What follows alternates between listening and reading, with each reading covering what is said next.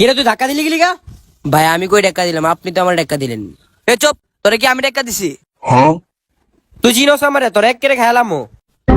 তোরা কিন্তু বেশি করে নিতেছিস, তোকে কিন্তু পরে খবর হয়ে যাবো গা। এই তুই কি করবি? তোরে কি আমরা রায়? তোরা এখন দাঁড়াইছে না, তোরা থাইছে না, আমি বড় বাড়ি লিয়ে দিছি, তোরা থাইস। যা তোর বড় বাড়ি লিয়া দিহুম না, তোর বড় বাড়ি শো দিমু।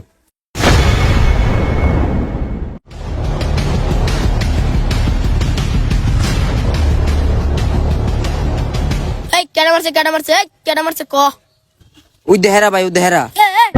এই কি রে মারে মারছ হ্যাঁ? ওই সময় আমার মারছিলে না, দেমাক দেহে মারছিলে না, ওখানে আমি আবার বড় বাড়ি লইছি, মার দিয়ে আমার মার।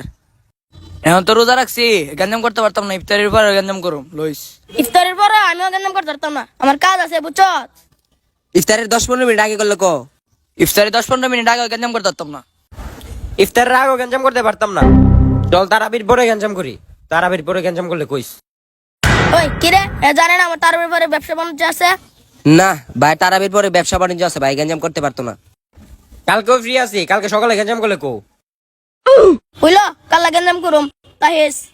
ভাই কালকে তো আমি রোজা রাখুম ভাই, গঞ্জাম করতে পারবো না। তাহলে কোন সময় গঞ্জাম করবি ক, আমি করুম। আরে ক ইদার পরে গেলাম করতো। আচ্ছা সব কথা বাদ, আমার কথা হুন। তোরা তো গঞ্জাম টাঞ্জাম করস, চল ঈদের পরে গঞ্জামটা করি। তো আমার কথা বুঝছিস, চল ঈদের পরেই করি।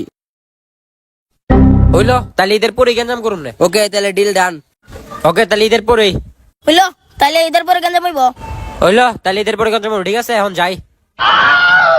ভাই হ্যাঁ গো, মাংস পুরো পিস পিস করে লাম। আচ্ছা কুবাইলামু। ঈদের পরে বলে আমরা পিস পিস করবো, ঈদের পরে এমন লোকানি লোকামু খুঁজে নি পাইবি আমরা রে। চল জায়গা।